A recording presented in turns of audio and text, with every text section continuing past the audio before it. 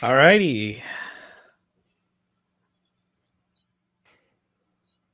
Hello, everyone. Hello. Hope you're all doing well. Welcome back to another Greek and Riek episode 5 to be exact. Spectacular, isn't it? So, I'm here with my buddy Riek. I hope I did the correct side this time. You did. You're learning. I'm learning. And Tony, who's right there. I'm learning 5 episodes in. Okay, so I mean, to be fair, this is the second time we're using this setup. That's true. Yeah, that's true. But still, I mean, it's kind of stupid that I didn't know or realize. Oh, it's this way, not that way. Anyhow. But yeah, so we have a lot of interesting stuff to talk about. Riek as well also has some really interesting stuff to share. So yeah, hope everyone is doing well. And what about you, Riek? How you doing, buddy? I am doing quite all right. I can't complain too much. So I've been to Sweden for a little bit over a week. Actually, exactly a week. Yeah, I did some stuff. Wink, wink. Nice enough. What have you done? Not that kind of stuff. I did almost replace you. I knew that time would come. Anyway. Again, they're like finding another Greek is a little bit more difficult, but there were 2 Greeks at ESA. That's true. I did actually see Mr. Paulister tweeting that there was a second Greek. Unfortunately, it wasn't me though, but maybe one day. Maybe one day we'll be the 3 Stooges, 3 Greeks. Anyhow. your time will come. Eventually. But we're going to talk about ESA later. Like, we got a whole topic for that. And before that, we have some sponsored messages. Like the Nintendo Direct. I wish we got paid by Nintendo to talk about the Direct. But we do want to react to it. Yeah, so I guess the way I would set the scene, there was a lot of news for upcoming games. Thankfully, being the year 2022, which obviously a lot of big releases. Nintendo has revealed a lot of titles and some surprising titles, I would say. So why don't we jump into it? Yeah, the most surprising one, Fire Emblem Warriors, Free Hopes, which actually isn't really surprising. Because it makes sense for Fire Emblem to have like a Dynasty Warriors setting, yeah. It's kind of interesting as well, because considering like the previous ones, it makes way more sense than Zelda. True, yeah. In my onion, at least. In my onion. Love that. Yeah. But hey, should we start with the first one on our list? Yeah, absolutely. All right, Nintendo Switch Sports. Well, I was surprised that came back, but in a good way. Like the Wii had it. The Wii had an upgrade. Switch didn't have it, and then for so long we had nothing similar to it on the Switch, and this makes sense. I mean, we had Ring Fit, but Ring Fit is like more. It's not a fun casual game you play with friends, which doesn't have to be super realistic. And the Switch, it makes sense with all of these stupid little Joy-Cons that you can just whoosh, whoosh, whoosh. I will say a lot of people did criticize the fact that the Nintendo Switch Sports is kind of a little bit late to the party, considering, the Switch has been out since 2017, which I kind of agree with it. I mean, to be fair, they did release 1-2 Switch, which is an interesting concept, but, considering that 1-2 Switch is like the ugly stepbrother of Wii Play that no one wants to talk to.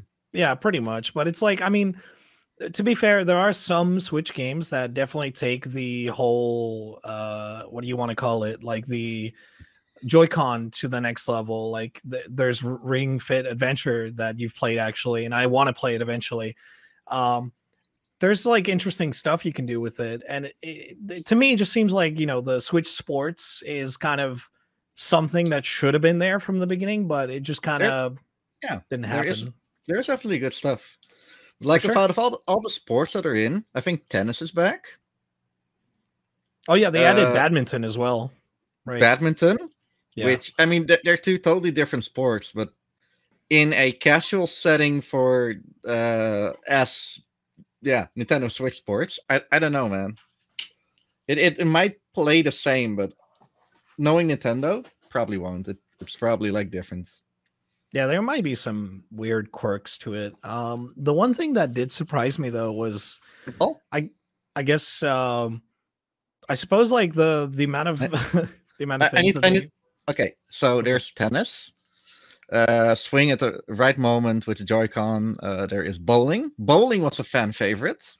Absolutely. Can't go wrong with bowling. A lot of memes came out of it. Chanbara, which is stick fighting. Oh yeah, I mean that is pretty cool. Yeah, I think that was in Wii Sports Resort. I'm not entirely sure. There is soccer, which surprises me. Something about that a little bit later, but that badminton you said. Volleyball, which is an interesting thing, but I'm honestly, personally, I'm like volleyball tired, but that's mostly because we had to do it like all the time at school. And I think basketball is also back. No, there's no basketball. Oh, okay. There will be an update later that adds golf. Right. Yeah, they did reveal golf a little bit, I think, in the trailer. I mean, golf is maybe not like the most big sports, but like if we compare it to Wii Sports back on the Wii, but whatever. Like, you can't say no to it. So why would you? Yeah. I feel like it, I mean, considering the other sports that they have in there, I don't see why golf would not be included. And considering it's been a staple, I guess, from every Wii Sports title, like it has to be there, like it can't just not be. But yeah, the characters as well, I think I get nightmares from those new Miis. Bro, they look, someone actually told me they look like bad NFTs, and I guess, you know what, they're right. I have to agree with that. Why would you say that? I don't know. I mean, an NFT is like a thing you want to sell or something. I mean, the Miis back in the day, you could also claim that those are like what you said, but I don't want to have this show being like the like an NFT showdown propaganda thing. No, but to be fair, I do feel like even though it is impressive, the environments and stuff shown in the trailer, I do feel like, I don't know, like maybe the models look much of the same. I don't know, maybe there was something like maybe they wanted to rush this. I don't know, but in any case, interesting stuff. Yeah, I haven't heard too much about the beta that they did a while ago, but whatever. And there is like online play, which you can also not, which is actually maybe like a good thing. In any case, I hope it was. I hope it was good. I hope a lot of people will buy it because it definitely is a good throwback to Wii Sports, which is the most sold game ever, but only because it came with the Wii. Oh yeah, did you know, by the way, Riek, that they actually mentioned specifically that you cannot stream the online beta for some weird reason. Like, even though it is available to play, you can't stream it, otherwise they take down the stream, or you can't even make videos off of it, which is kind of a shame. Classic Nintendo, but I assume that it is on YouTube somewhere. Maybe, yeah. Off a camera, phone. Yeah. All right. So I didn't put this game on our list, but I do want to mention Splatoon 3 was shown again. Like, we already knew it was coming, but okay. Yeah, they revealed, I think, a DLC, or sort of like that, a mode actually. Okay. I'm not too big into Splatoon, like in general, but I like the concept, and I hope that Splatoon 3 is a worthwhile upgrade to Splatoon 2, which, like, it's kind of out of life in somewhat, but you can still play it, and it's still a lot of fun. I feel like then. Oh yeah, go ahead. What's up? I want to go on to the next. So unless you have like something really special to say about Splatoon. No, I was going to say that Splatoon 3 definitely looks to be like a very, I guess, different game compared to the other ones where it was like, I guess your typical, um, game, multiplayer game. It just looks like to be a very different spin on it. I guess, with the weird monsters and whatnot that you're going to fight. So, it looks interesting, but I'm also not a too big on Splatoon. So let's move on. Okay. Then something that you really need to sleep at night over, if this is good news or not. But I have, I'm not going to grab it right now, but Mario Kart 8 came out in, I think, 2014 or something. Do we have to talk about this? Yeah, this is actually something that's debatable, and I want to poke your stick. I want to poke you with a stick about this. You want to wind me up, don't you? Shut up. Mario Kart 8. Was it a launch? No, it was not a launch title. Like, it came out in 2014 on the Wii U, then came out on the Mario Kart on the Switch as a deluxe version with like almost every stage, the 48 stages. And now, 5 years later, they're gonna add 48 additional stages, some remade, and I believe some new, but I'm not entirely sure. I think they to a essentially 9-year-old game.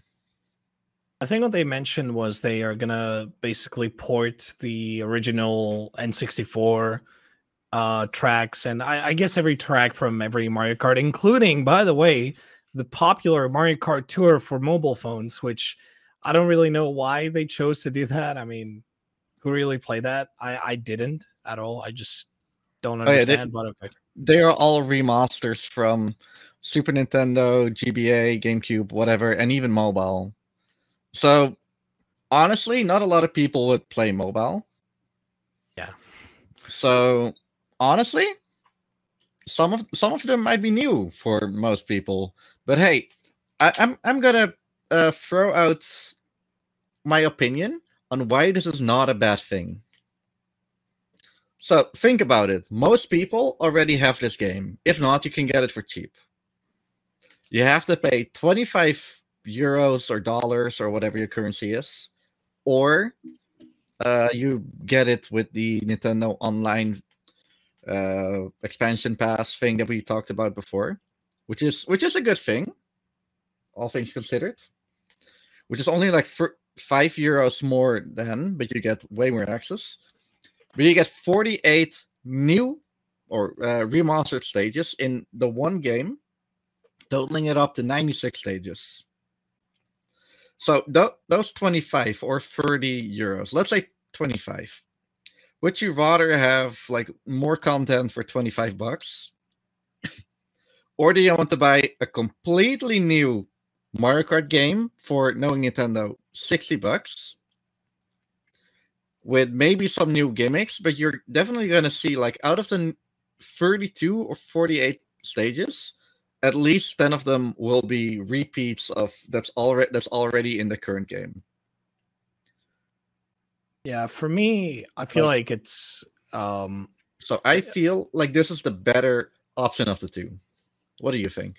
I will say, in my honest opinion, I understand that obviously now with the current market, many, I guess, extras are sort of hashed into DLC, and it makes sense that Nintendo would also follow that trend eventually. But the only thing I will say is the whole expansion pack stuff, I'm not really sure how this will work, in the sense of, like we saw with Animal Crossing, the Animal Crossing DLC that they announced a while back.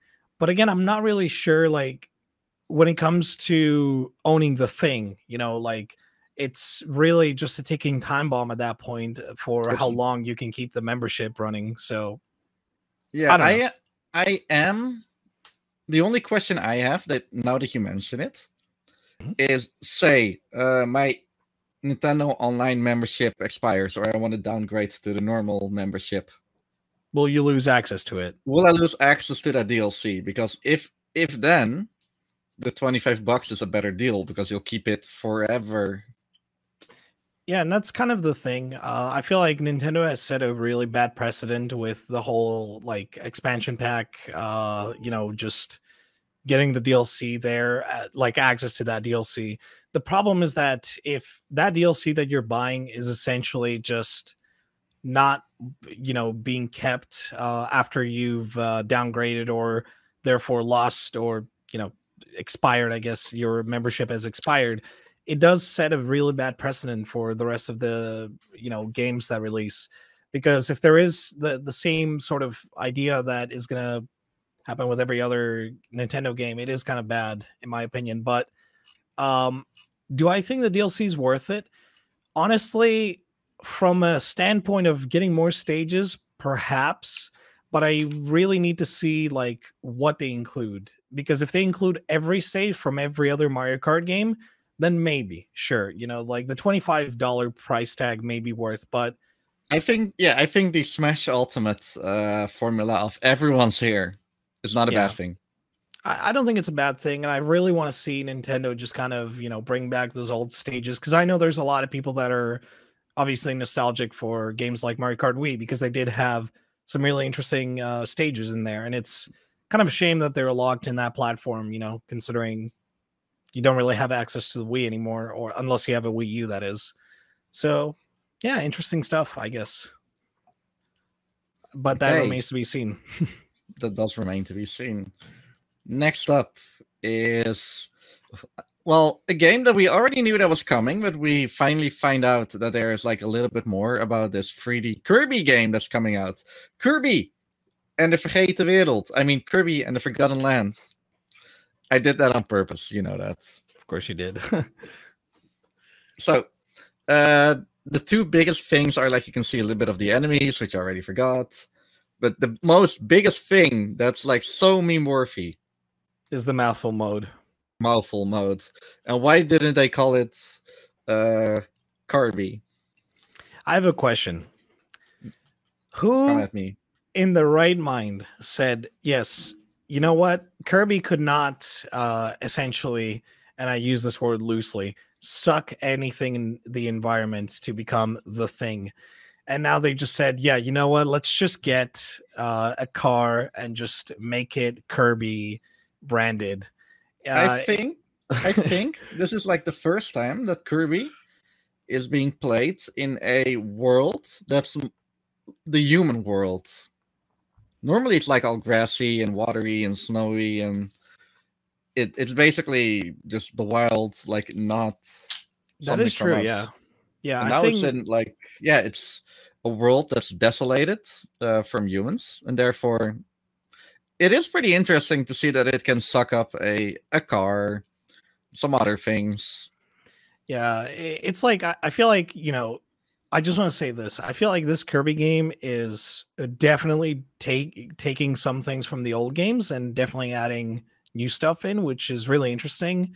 And I will say the graphics look incredible for the Switch. Like, I would say, like, from what I saw from the trailer, it looks like Super Mario Odyssey levels of good. Like, it's really shiny. Like, the environments look colorful and bright, and it's really impressive to see that we don't just stick to like 2.5D games.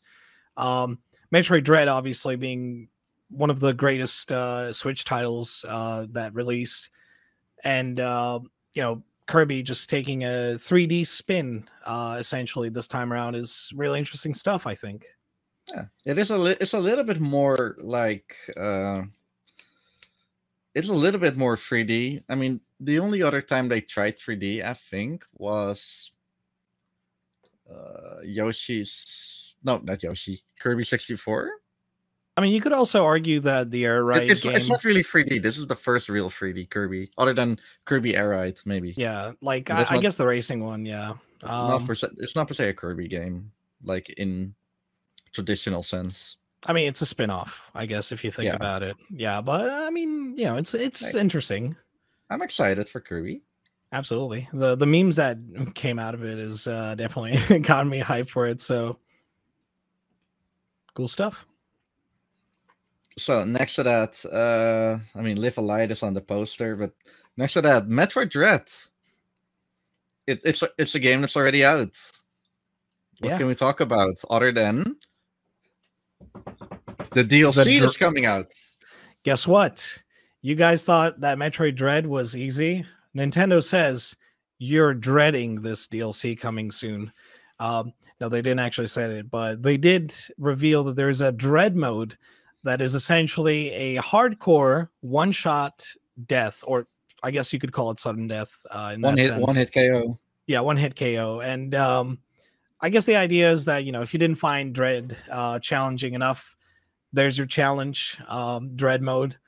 It is interesting that they did this, and I'm really curious to see how it carries out and if it does, introduce any sort of I guess really difficult challenges compared to the original modes in there. But it's cool stuff.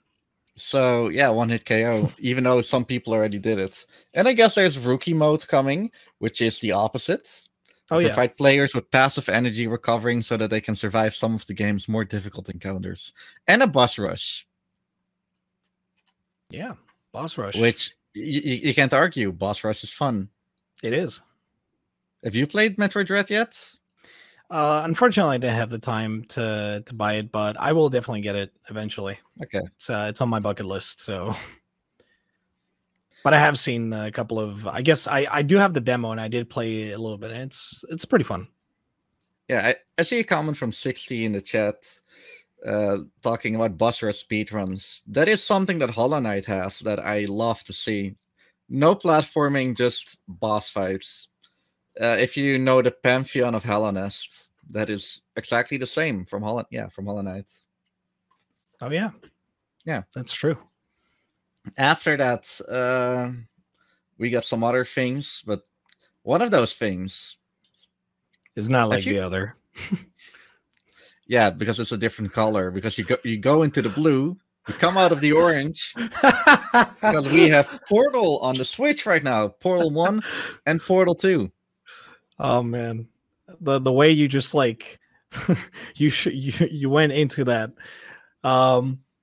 Yeah. Portal 1 and 2 got a native port apparently. I'm actually I don't even know what timeline we live in. That Valve games, Yeah, the Portal Companion Collection.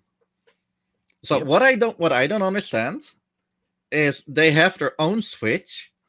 They're literally releasing their own Steam Deck pretty soon, which has better Portal controls than this hunk of junk, the Switch. Like, why would they release it on their competitor, the Switch as well, other than why not?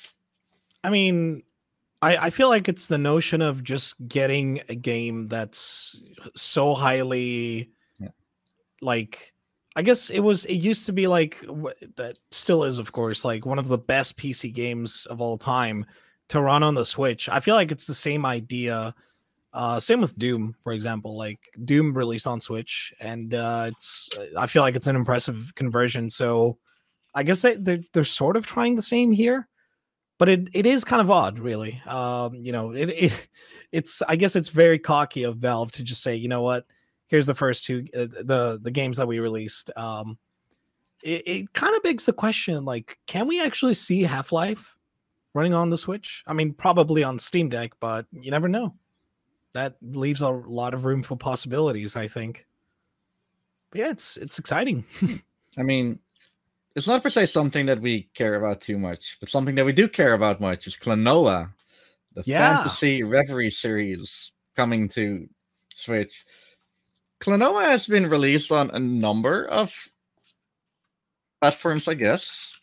I don't exactly know which ones, other than... Oh no, it came out on the Wii, I remember. PlayStation. Apparently Game Boy Advance as well. So it makes sense to go to the Switch. And a lot of games as well. It's actually interesting. Game from way back. I think, this specific one is, I think, a Wii remake from what was pointed out. This is basically the Wii game, and they just remade it. and it looks amazing. I gotta say, like, this is, I feel like, one of the best remakes to come out. Like, it just looks incredible. I can't really say anything else. And the best part is, I guess a lot of people thought it was Nintendo exclusive. It is also coming out to PC, so pretty cool stuff. Klonoa getting the recognition, it deserves, finally. Yeah. I'd love to see like series from like way back, like getting back into the mainstream, like Crash Bandicoot and Spyro, Klonoa now, some other things. There's a lot of like old franchises, Ape Escape, that needs to be reintroduced. Ape Escape definitely needs to, but I don't think Sony will do it, man. It's unfortunate. Yeah, for sure. They really should step up their remake gears, if that makes any sense. All right. So what else do we have? Right. The most impressive thing. Gamers Rise Up for No Man's Sky is coming on Nintendo Switch. And we're not talking about any cloud versions this time. No, this is actually a native port. Yeah. That surprises me the most. This is insane. Like, we're talking about a game that was actually terrible, like performing on launch, coming to Switch. Now that obviously after a lot of updates, this is like, I don't even know what to say, man. I'm speechless. When I saw that trailer, I was like, wait a second. You can't be serious that that's a native port. And nowhere was any mention of a cloud version. So I'm actually, to be fair, I should mention the only, like, one of the two. No, actually, the only company that I know that does cloud games is Square Enix. Yeah. Like, we're going to talk about this in a little bit, but Resident Evil has cloud games. I think Tomb Raider, but definitely Hitman as well. Those are all Square Enix franchises. So if it's not Square Enix, it's probably not a cloud game. Yet. Yeah. But yeah, like you said, No Man's Sky, it doesn't feel like a game that when you think of like power needed to run it, the Switch is not like the first console that comes to your mind other than PC, PS4, that kind of stuff. But what is like impressive is that we just underestimate the Switch as well. There are some really good and powerful games that don't necessarily lack on a Nintendo Switch.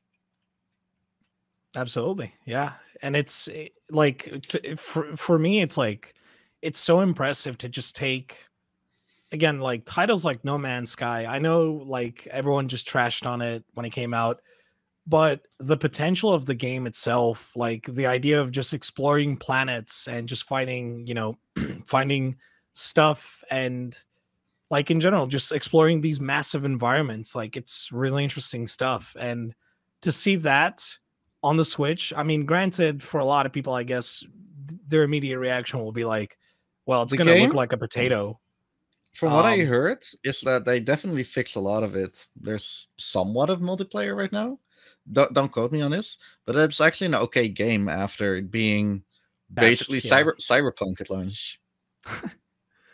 But again, it, like, for me, it's crazy that they said, you know what, we're going to take the time and resources to actually natively port it. And you know what? Good on them for actually doing it, because it shows how well the game has improved since it released on every other console, especially, obviously PC, because PC definitely had a lot of issues, like a lot of crashing here and there. So yeah, exciting.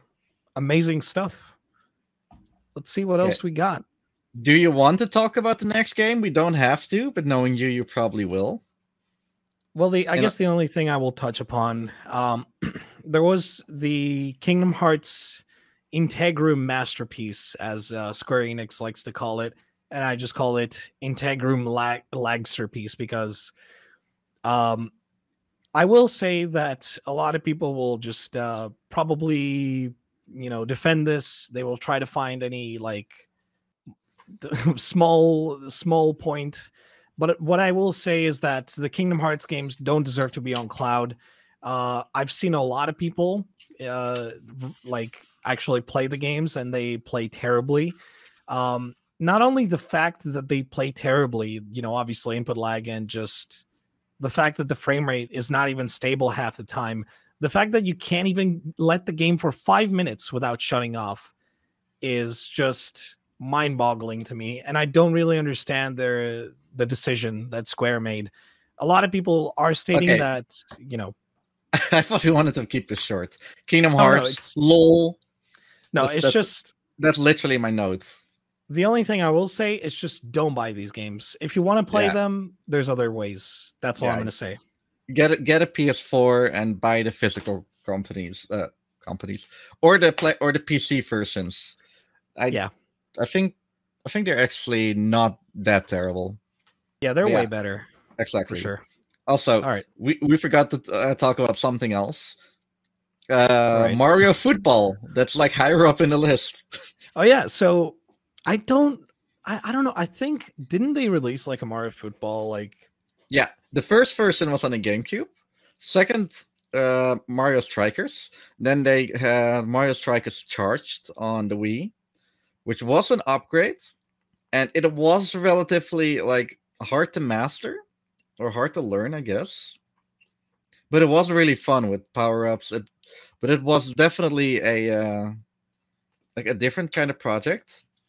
It wasn't as intricate as some of the other Mario sports games like golf. Maybe it's more related to tennis. That was relatively shallow as well. Yeah, I mean, by the looks of it, it definitely looks like a revamped, graphically at least, and I guess maybe gameplay wise as well. Mario Strikers game, and although to be fair, some of the modes and I guess gameplay they showed it is kind of weird having not really played the previous Mario Strikers games, but or sorry, Mario Football games, but No, they're strikers. Don't worry. oh, okay, Strikers, yeah. So like it looks really good. I mean, I'm definitely interested, and honestly, I don't know. I'm not sure actually if there is an online mode, but I'm willing to bet that they will add it, or maybe there is. So I think that will, but I don't know how good it will be. Like it's still Nintendo. yeah, it's Nintendo Online, but still, I mean, it looks fun. If you have a person, It has potential. Like having actually played it. for sure. Yeah, it definitely does have a lot of potential to be a good game. All right. Okay. What else we got? We got the Assassin's Creed 2 trilogy. And let me say it clear. This is a Ubisoft game, and I believe Ubisoft can also be this kind of way. But let me just say, this is not a cloud version. You actually have to download Assassin's Creed 2, Assassin's Creed Brotherhood, and Assassin's Creed Revelations. Yeah. I don't actually know like size, like how big it will be, but I'm assuming that they've definitely downgraded a lot of stuff. But that remains to be seen, obviously. I mean, yeah. I mean, it might look a little bit less like if that's the only side product of having these games on the Switch. I'm okay with it. These are definitely the best Assassin's Creed games to be that ported. came out. Yeah. Assassin's Creed 1 was a really good start. 2 is really fleshed out next to Brotherhood. Revelations, the only thing I remember is this is a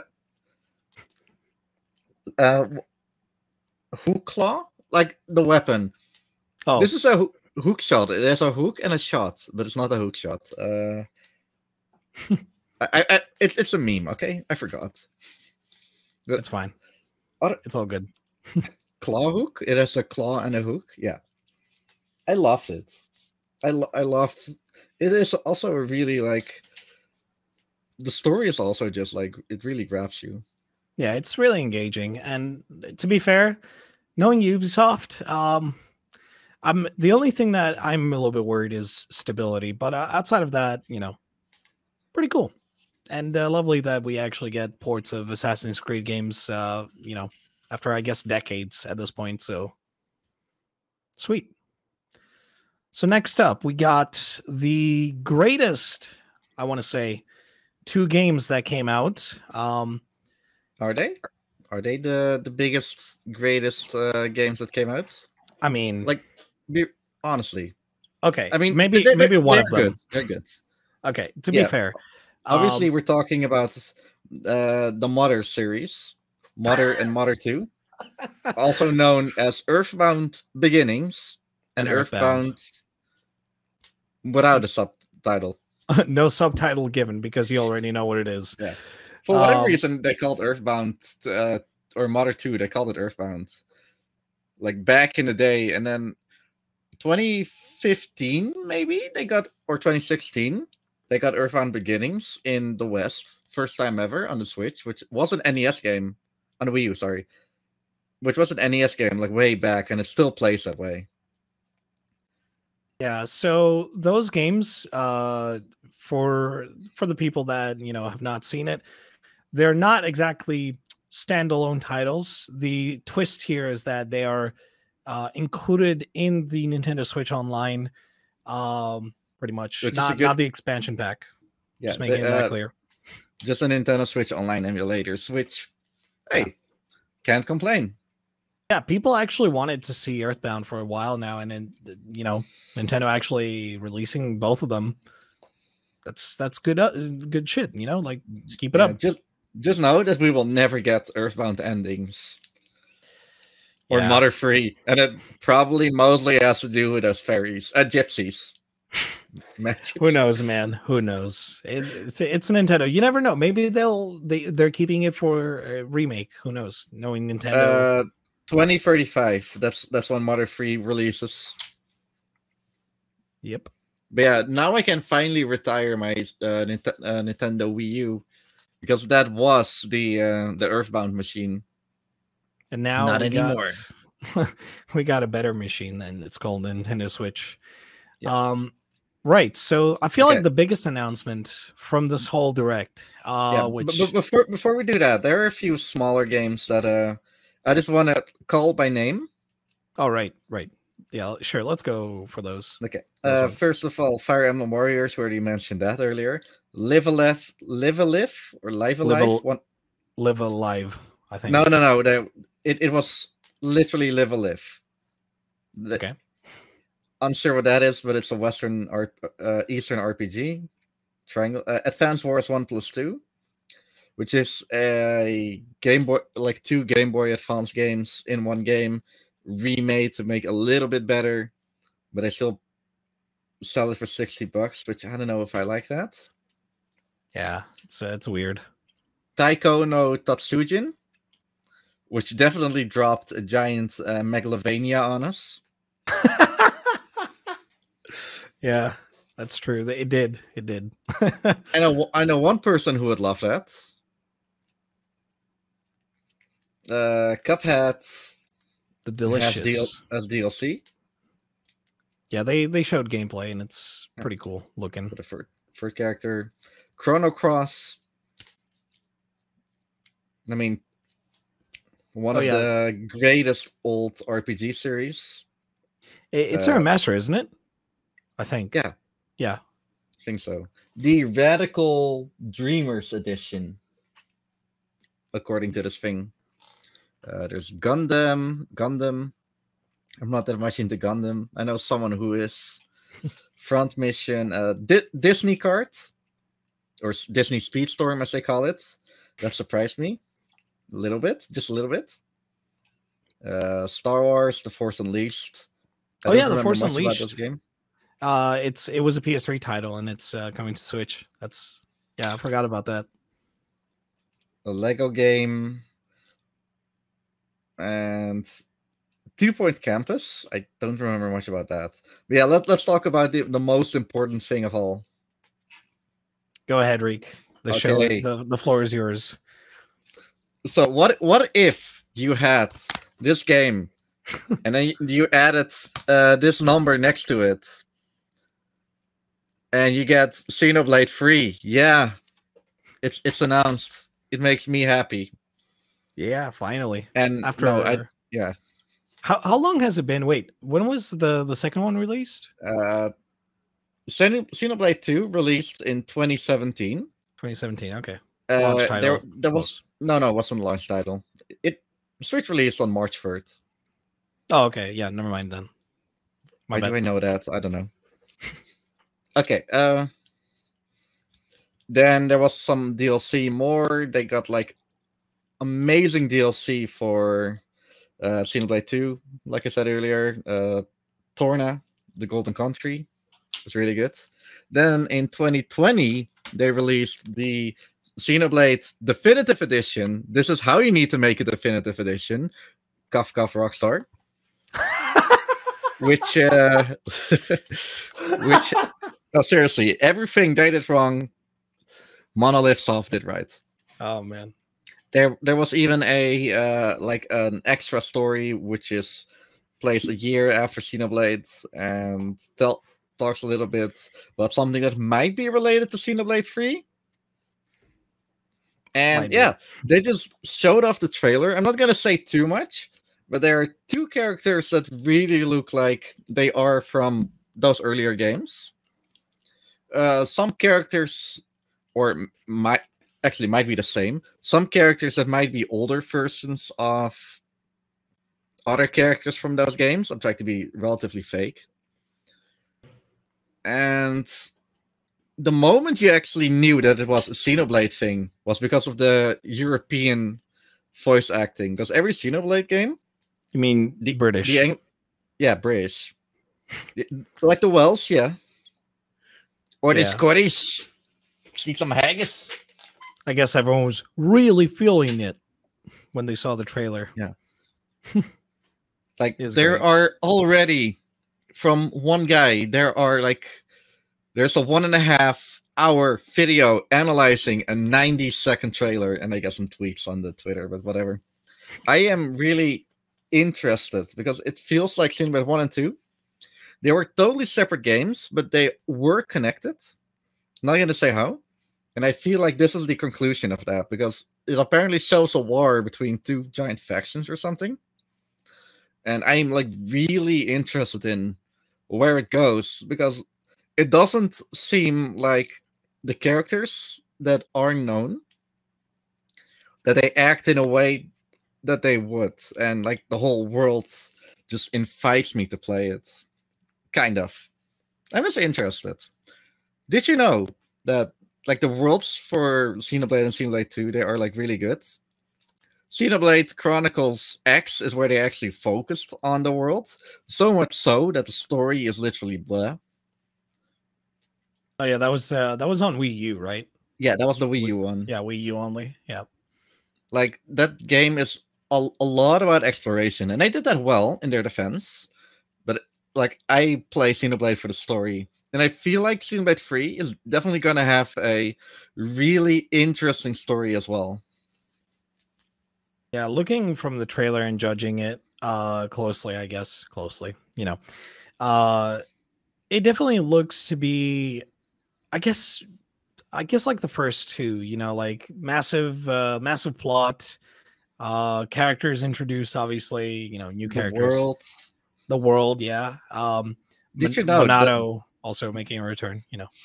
It looks different. It is different. It does have key features from the Monado other than just being red.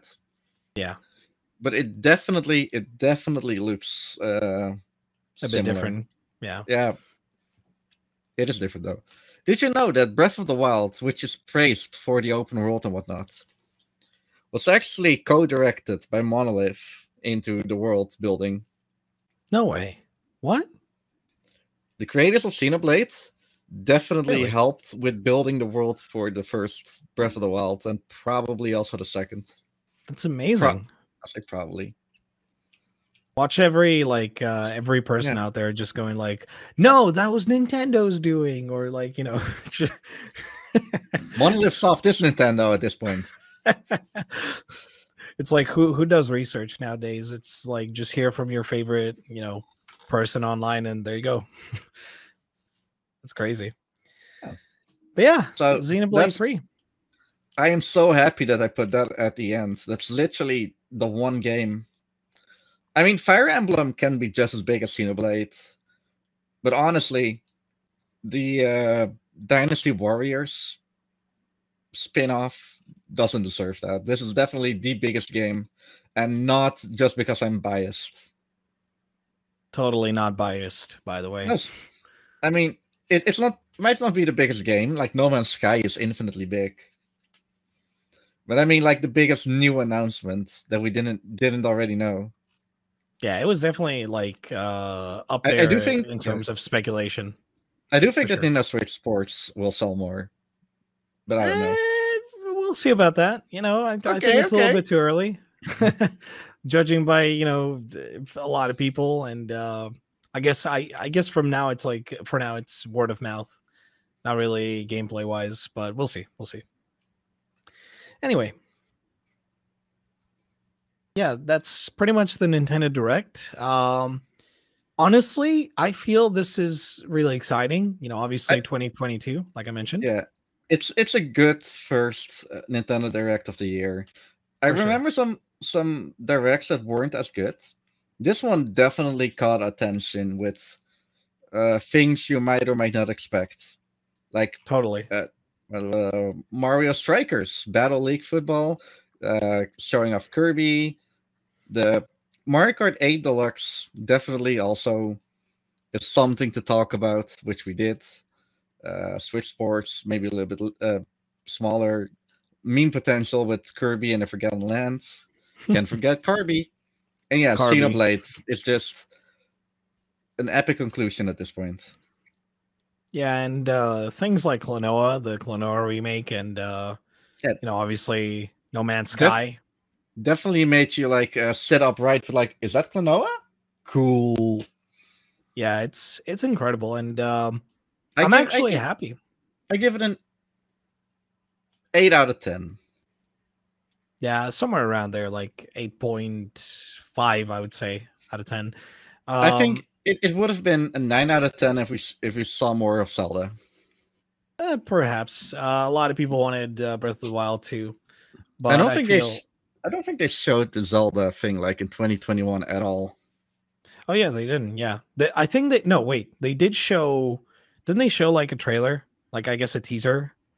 They showed a teaser, but I definitely think that was like 2020. Was it 2020? I don't remember, but they did show a teaser before. I don't remember when it was, but yeah, they definitely didn't touch upon it very much. So I guess remains to be seen for the rest of the year for Breath of the Wild 2. We'll see. All right. Yeah. Well, that was a big thing. Let's talk about something a little bit smaller, which kept me busy like all last week. It did. The European Space Agency. Hell yeah. Sorry, that's the wrong ESA. Oops. Misclicked. Wait, let me fix it on the document.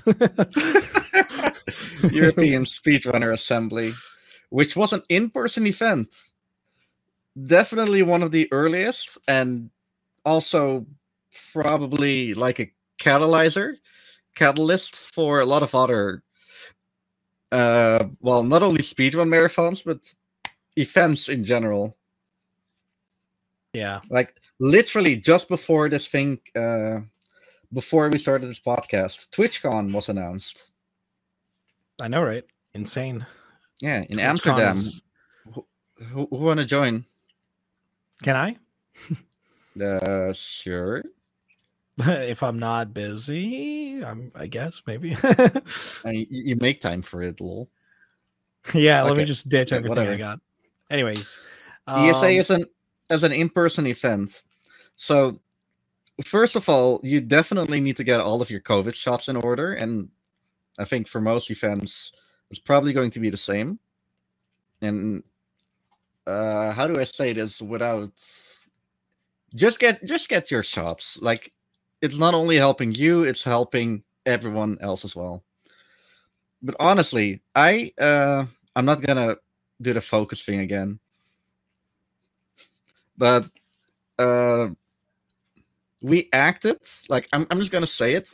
In Sweden, there is no there are no restrictions at this point, other than if you got COVID, then you need to be quarantined. But yeah, other than that, common we were just knowledge. we were just hugging. We were asking permission, like, "Hey, do you want to hug? Come here, come here." We just hugged. We just like did everything that we did like 3 years ago. Yeah, I'm assuming it felt like, obviously a breath of fresh air, considering that, what is it, like 3 years almost at this point? No, Yeah. actually, it's 2 years, but Well, I a guess, little bit more than 2. I guess, yeah, close to Like 3 years in that case. 2 years ago, I went to ESA, and that's when it all started. Yeah, it's like, it's kind of crazy to think that I guess we've reached this certain point of being able to go on-site events. Like it's crazy. Unfortunately, for people obviously asking, I did not attend ESA. I would love to attend an ESA event in the near future, but it's one of those things that, time and resources, all that stuff. I'm not gonna just talk about that specifically. What I will talk about, Just or go. we will talk about, I will definitely go for sure, if you're going as well, so we can do a episode there. No, Yeah, but let's do it on the show floor. yeah, we're gonna do a live one for sure, but it's gonna be live only or something like that. Anyway, but yeah, jokes aside, obviously I was watching some of the runs that were happening from home, and Riek was also, able to participate in a few commentary spots, and also, I guess, did other stuff as well. So I guess the schedule for ESA. What do we think about it? I wasn't done with the in-person event thing. Okay, go on. Sure. Like it definitely just felt like the olden days. And talking about like people that got sick, there's one person that got sick, Apache, but it wasn't COVID. And as far as I know, and I'm pretty involved in reading the Discord and stuff, no one got COVID. And we also just went to the food court, which is like in the Emporia, which is one of the biggest malls in Sweden. Nothing happened. And Okay. that is so cool. And I got proof here. You can't see it. And I'm not gonna click on it. But this is a negative test. Tony can vouch for me. Yeah, I saw it. Don't worry, guys. It's negative. No, I'm not joking. I'm being serious, for reals. Yeah. As for the schedule, I didn't see all of the runs. Obviously, I had things to do. Places Likewise. to be. That I can give a few like highlights if that is how we want to tackle this. Sure. Let's go for highlights. At first, there was a pre-show of like how long was this? I think it was a day, wasn't it? Like it was a day with like online only runs. Yeah, 12 hours. less than a day. And Floa was actually part of the tech crew for that. Bless him. Definitely the thing that, I mean, there was a lot of cool stuff like Silent Hill. There was a long RPG like Golden Sun, Argik, Race in Dread, and crowd control for Nintendo Wii, for the Wind Waker. Oh yeah. But definitely the best thing about the whole pre-show was the Dangerous Stardom. I had to set that guy up to see if his tech was working and stuff. But holy shit, I was looking at that run. It was such a good showcase of rhythm gaming. That's definitely one of the things to keep an eye on. Actually, if you go to esamarathon.com/schedule, you can click on every title, and it will bring you to the video. That happens automatically. But yeah, can definitely just recommend watching that. What else we got? I guess from the on-site side of things. Yeah, like I checked out Vice City, the definitive edition. Oh yeah, was really fun to see by KZ Through. And other Really than funny. other than him falling in the water, it looked really interesting to see such a young game already being broken that much. Yeah. Who would have thought that the definitive edition is broken? Am I right, lads? Yeah. No one knew. We definitely did Uh, not talk about this on the podcast or anything like that. Some other runs, Battle Block, Pulse, there was fun. Lovebot, who for whatever reason only came for a day, which is really sad, but I mean, it's understandable if, you know, yeah. there were things. Prince of Persia, The Sands of Time, with the community dub. Yeah, of the literally community every dub. noise. That was interesting. Also, I had to sit there. Another run, which is noteworthy, Medieval Resurrection by my boy Dessa.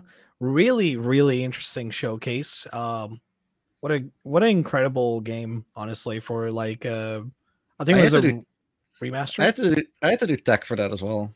Yeah, it was really awesome. And to see Dessa obviously doing the commentary on his own, like impressive stuff. Like congrats. It was incredible to watch.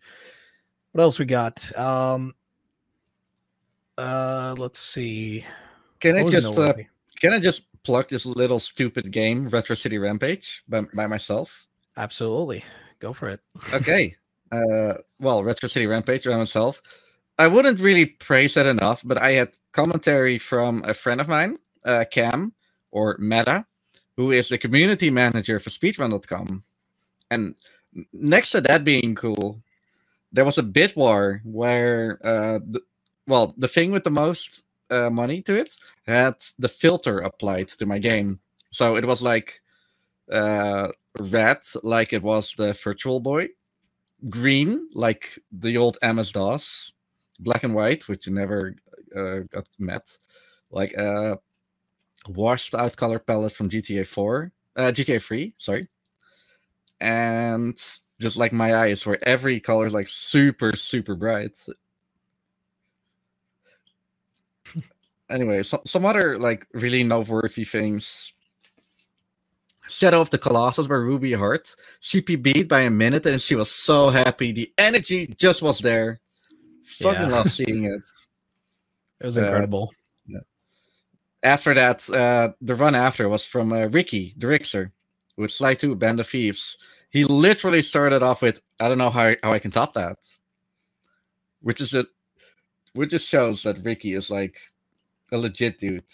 Yeah, he grinds a lot. I've seen a lot of Sly runs from him, and it's really impressive what he did. After that, something that Ricky was also involved in, Street Boys. Street Boys. I made a video about that. Yeah, what an excellent game, but kind of a silly one at that. You know, impressive stuff by Rebel Dragon. Something really funny. The next day, Tuesday, we had the game Here Comes Nico by Creeper. And the run after that was Control by Nico with a C. I was about to say, yeah, that's really funny. Unfortunately, I didn't get to catch those two runs, but Here Comes Nico was fun. And Nico I actually became friends with. But right after that, I had my tech shift from 4 to 8. And it was from Xenoblade Chronicles 2 by my friend Quadriceps, who I spent some time with at the event, just eating and fun and code names until 4 in the night. Good shit, good shit. Good stuff. I'm definitely just naming a lot of the games that you should watch. Oh, yeah. Kingdom Hearts. Just kidding. Kingdom Hearts 3. Something that is worth it is Dora the Explorer, Journey to the Purple Planet by Paulister. But he was teaching English Ben how to play the game. Yeah, it was only the tutorial, but... No. It wasn't only the tutorial. The whole run was a tutorial. Oh, right. He was teaching him live on stream how to play the game. Oh, man. Yeah, you're right. For that, I did commentary for Bugsnax, which... It was okay. And then Wednesday evening, best evening ever, airplane mode. I just explained it to Tony just before we went live. Imagine sitting in it like you, You as a person, imagine sitting in an airplane. That is the game, airplane mode. But it wasn't just a normal thing. It was $25%, meaning that people could donate to get things to happen, like different commentators to explain their favorite onion pudding recipe, which they don't even know, so they're just thinking of stuff, or have the entire crowd, because we had something aimed at the crowd, them doing the conga line around the whole room. And I was sitting next to the stick. The stick needed to get a cake from somewhere and feed it to someone or get popcorn. And all of a sudden, the front row needed to go to the back and every other row needed to go forward. Then we needed to go back because we were the VIPs, according to another donation. And everyone had to swap seats, which was like...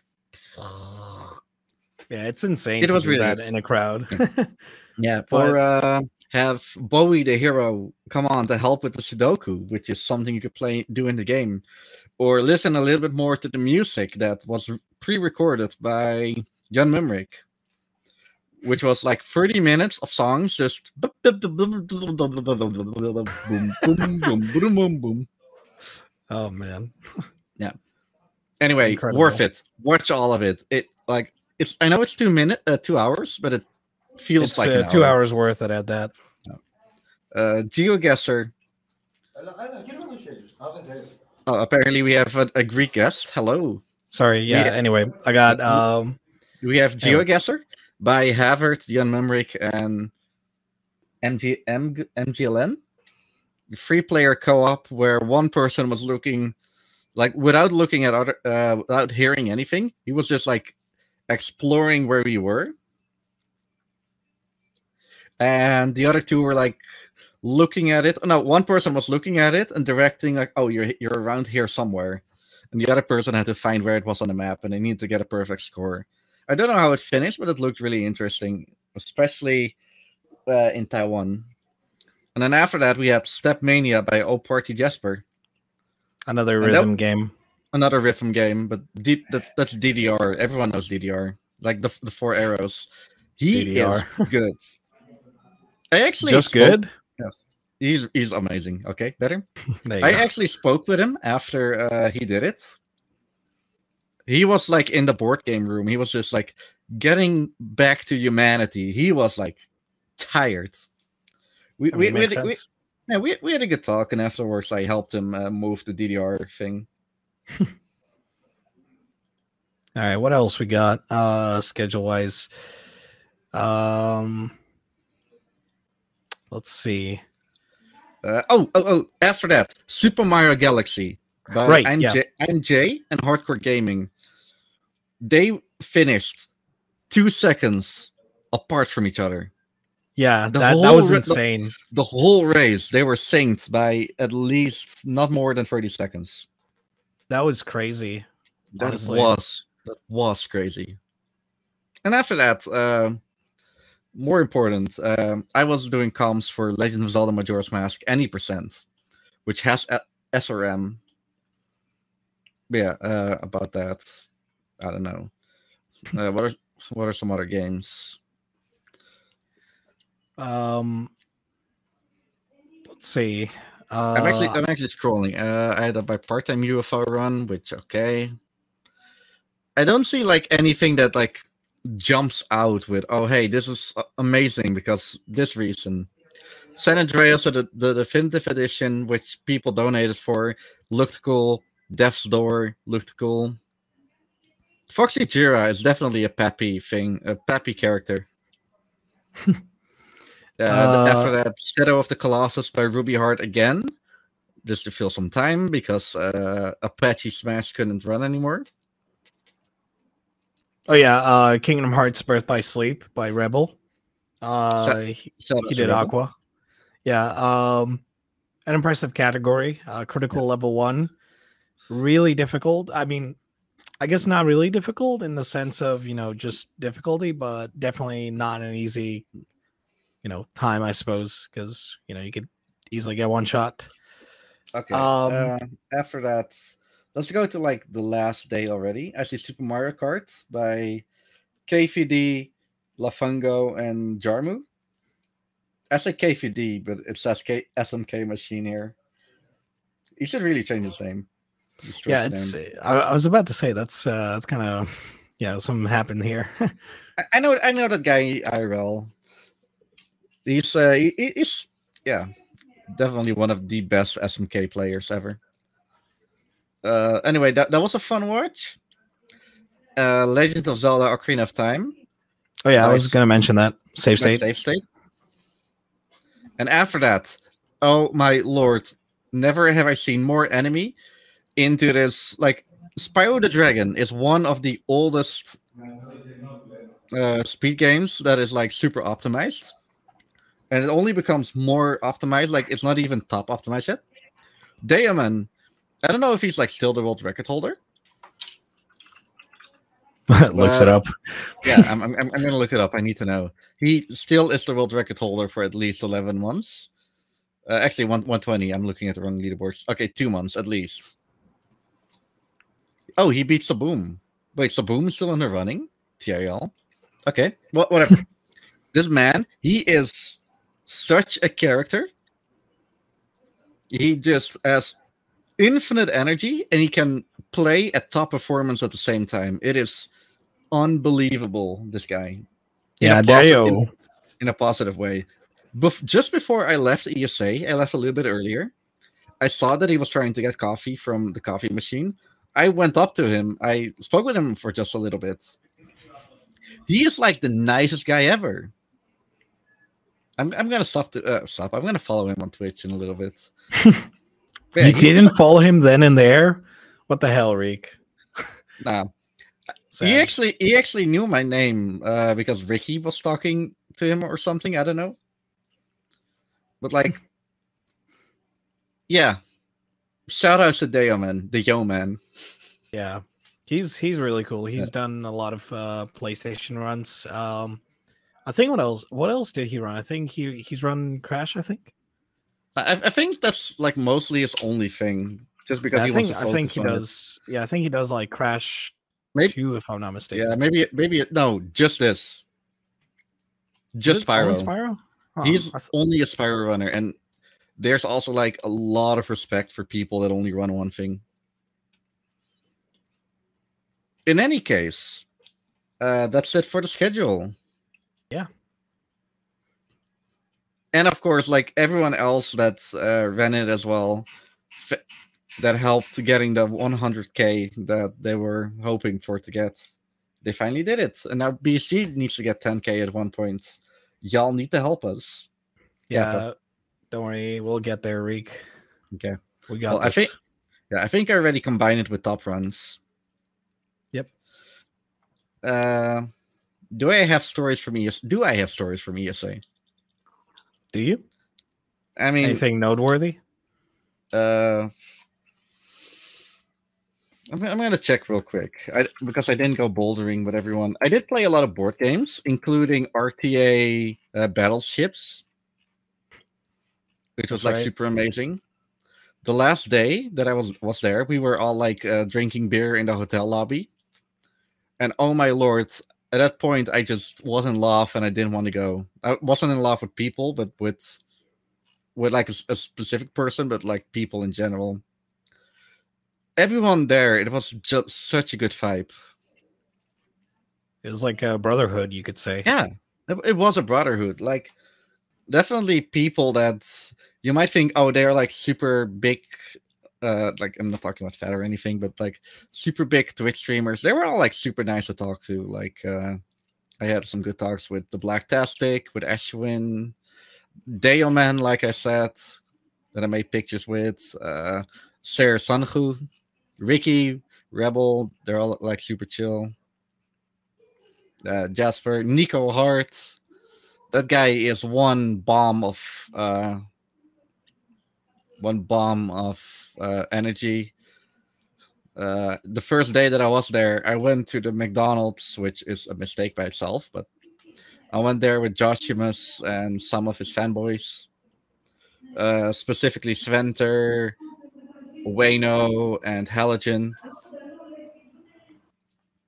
and we like immediately got attacked by some 18-year-old Fortnite players. We're like, "Oh, you gaming? What are you gaming? You playing Call of Duty, Fortnite? No, we're playing older games. Oh, like Minecraft." No, literally, they couldn't understand that Mario was like a game people still play. Yeah, man, it's the youngsters. Whoa. They all play Call of Tony, Duty you're now. loud. Huh? You're like way louder now. Oh, I'm sorry. I apologize. Yeah, so I guess the youngsters, they play Call of Duty now and Fortnite. What can I say? Yeah, but it was like it was kind of weird. Yeah, definitely. I'm not gonna name names because I made like a lot of friends. The only things that I do want to give a shout out to is Captain Sonar, which is definitely the best game. And Code Names, also a really good game. And shout out to Max Burgers. If you ever go to Sweden, you have to visit a Max Burgers because it's like McDonald's, but actually good and tasty, and cheese fries. And I have diabetes now. But actually good. Yeah, no. Oh man. Actually good. Max Burgers. Is that enough propaganda yet for Max Burgers? I don't know. You tell me. Okay. All right. So, yeah. So for me, I feel like the only thing I will mention for ESA, definitely like when it came to runs, I definitely enjoyed the KH3 run that was shown. I know, obviously, we mentioned it before, but KH3 was a good run. My boy Yida, he was incredible. To like the showcase of what was it? Crit level 1, I think. By the way, Crit level 1. I saw the runner for that practice, and I told the runner, "Yo, this game sucks," and everyone around him looked at me and was like, "You're right. You're right. Yeah, because that's how it do be like that, like, but no, to be fair, it was a really fun run to watch. Unfortunately, I couldn't catch all of it because it was I actually watched the VOD afterwards, after the run was done. But unfortunately, I just couldn't see it because time zones. Shout outs to time zones. Shout outs to time zones, indeed. It was definitely fun. I feel like the CSA definitely had a bit of a mix on, I guess the weird games. It was a lot of fun, for sure. It was cool.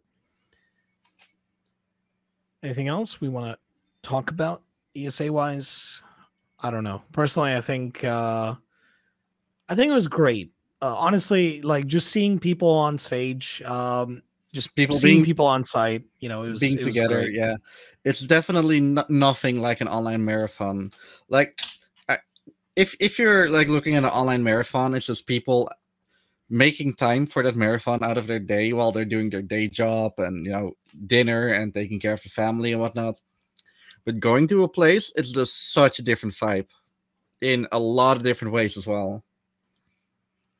Yeah, like I was in love with the whole. Like I think I said this already, but I want to go back.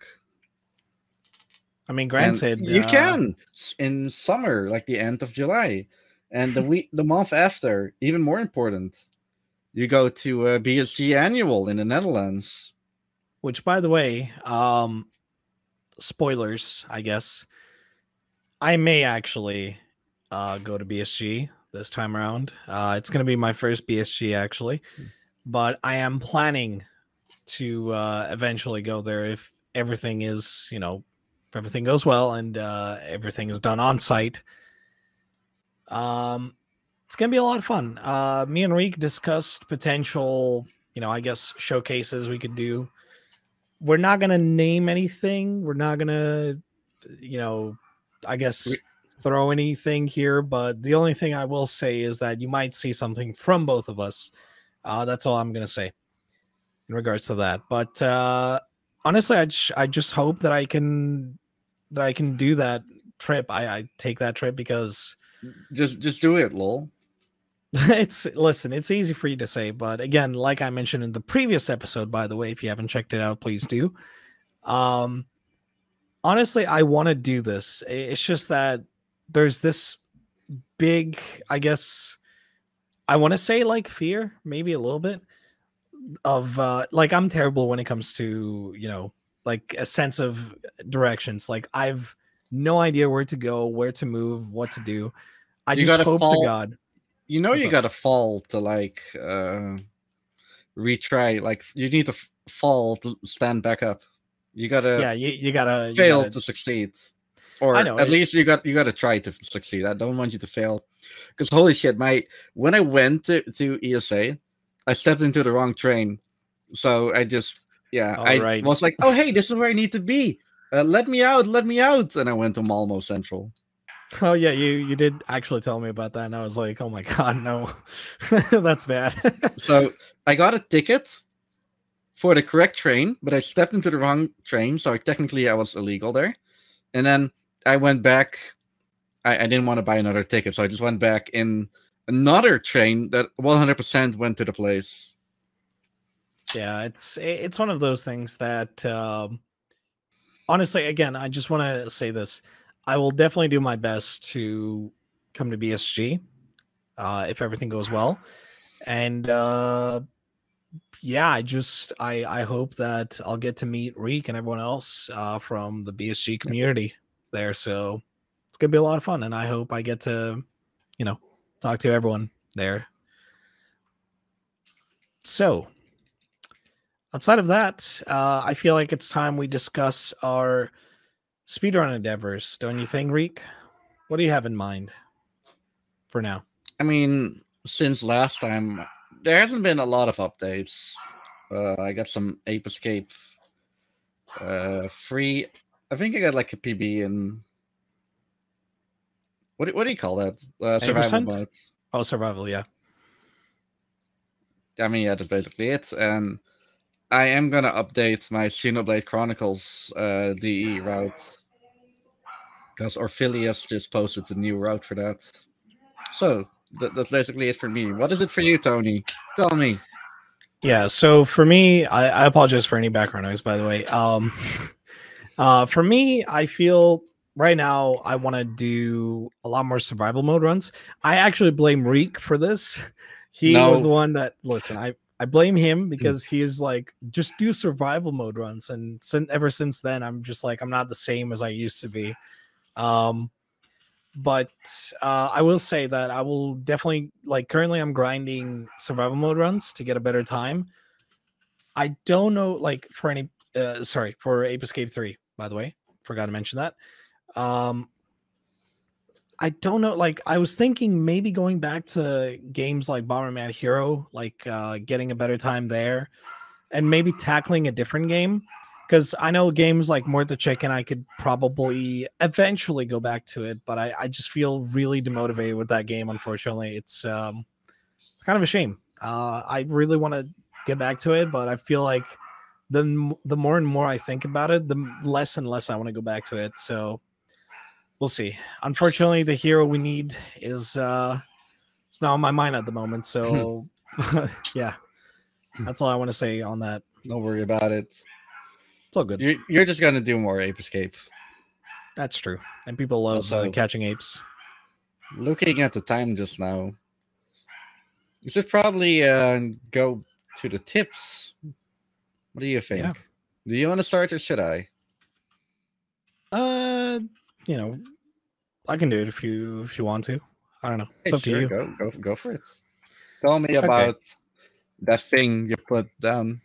Okay, so I guess the thing I recommend lately I've been playing a lot of Pavlov VR.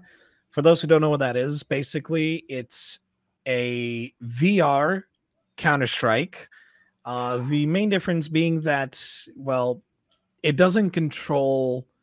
I guess it's not like mouse and keyboard. It's literally just, you need to do actions such as grab the magazine, put it on the gun and just like um, reload it, stuff like that. There's so many like things and like stuff you have to do just so you can, be able to use a gun and stuff like that. And it's really fun. I actually played with one of my good friends who also joins my streams most of the time. I went to his place, and funnily enough, I managed to play that game on a laptop running a 1050 Ti, even though it's not supported for VR. But it was really funny, and it was definitely not the best experience. I will say that. It's not the greatest experience. If I'm being honest, if you do want to do VR, please play on a desktop. Do not play on a laptop unless it's a really, really, good laptop that can handle it. But it was really fun regardless, even though it wasn't the best experience I could have had. But still, it was really fun having a friend there and just telling each other, hey, watch out, this guy is like on the corner and stuff like that. It was a lot of fun, and I hope to see more VR games like that in the future. But yeah, VR for sure. It's great, that specific game. So go ahead, Riek. Talk about your tip, bro. Okay, I'm gonna have an actual tip. Go for it. Okay, so recently I bought a game. It's a super simple, stupid game. It has to do with whatever shit's happening in your background. Yes. Imagine being a camera, and you make pictures for a living. You make pictures. But what is better than, like, Tony, what would you make pictures of if you were a photographer? I mean, I don't know. I guess I'd take pictures of, cities and, cities and landscapes. And landscapes, yeah. But why not of models? I mean, I guess models too, yeah, but it depends. Okay, what even models? Better. Why not good boys? Oh, if you put it like that, then sure, yeah. The game I'm talking about is Paparazzi. And yeah, it's a game literally about making pictures of puppies. I kind of want to, I finished it 100%. Loved it. It's really simple. It's really charming. You can pet the dog. You can do fun stuff with the dogs and make pictures of them. And I'm making too many pictures, all I'm saying. It's like, I have played that game, if you think about it. I mean, I guess if you discount the camera as a phone, I've taken pictures of my dog because he's really cute. You've played IRL Paparazzi, but I'm playing virtual Paparazzi because I actually jump on buildings. Oh, okay. And make action things, and there are puppies on scooters and cameras and inside of cars, on a surfboard, and they're playing in the arcades and eating tacos. Yeah, that sounds eating tacos. Maybe. Yeah, it's like definitely a good thing, and I kind of want to learn a speedrun of it, just as a marathon fodder, like cool marathon runs to show off. I might actually check it out. The 80% is like way short, so that's why I want the longer category. That's actually cool. Like all puppies or something. Puppies. That's like there's a lot of different dogs. Yeah, that sounds like Kingdom Hearts category with the Dalmatians in the first game. It's like all puppies, pretty much. Except those puppies are not photographed; they're collected through chests. I don't know why. Yeah, but I'm better. But yeah, if you like it, definitely check out Steam and search for Paparazzi. I believe if you just type Popper, then you'll find it immediately. It's not difficult to find. That was fun. I'll definitely check it out for sure. And it's only like 16 euros, 17 euros if you don't look at the thing. It also has like a really gorgeous, simple Unity like art style, but that's good. That's not terrible. Also, I don't remember if I got all achievements or not, but whatever. Also, B-Man right now. B-Man wants the game. He wants it? Yeah, look at this guy. Dang. In any case, that is the end of this Greek and Riek podcast. We talked for like a little bit over an hour. Yep. My throat is definitely through. Once a break. Well, next time we'll be back, and we won't be alone. Absolutely, but this time we're definitely being consistent. However, Riek, do you want to make an announcement? Do I want to make an announcement? You know, the thing that we were discussing before, or should we just leave it for some other time? If you're talking about the Discord, yes, we do have a Discord. Absolutely, and for those that do want to join it, we will post it even below the podcast, you know, listening to it. If you do want to join, you're free to do so. You can give us any suggestions, any special guests you want us to invite. We will definitely keep the list, you know, short and go through them from time to time, one by one. And it's probably going to be a pretty fun, a fun endeavor. 0 people, like, be the first none right now. Be the first none. Be the first person to go in, because no other people actually already did it before you did. Yeah, I don't know how to say this in English. Don't worry about it. No one else has joined before you have, but I will say, we will definitely also make this Discord, you know, just in general, like I guess you could say a small community. You can join, chat. If you need any sort of help with setup stuff, you know, you can definitely contact us there. And also, leave suggestions on topics, and maybe we'll even integrate something from the Discords in our podcast. Absolutely. You can give us feedback there and tell us what to improve. Yeah.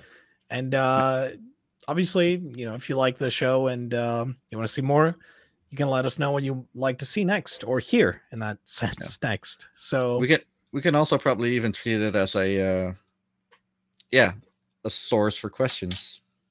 Absolutely. Who knows? So, with that said, we do want to thank you all for watching and listening if you're on that side of the spectrum. Thank you so much. My name is Riekelt. The person here is Mr. Tony. That's Tony Cordatos. That's him. Links to all our socials can be found on the bottom or in the wherever you might expect it. That's all I got to say. And we hope that next episode we might bring another guest. Who knows? We'll see. Who knows? But until then, thank you so much for watching and listening, like Riek said. And we'll catch you all next time. Adios. Adios, amigos. Amigos.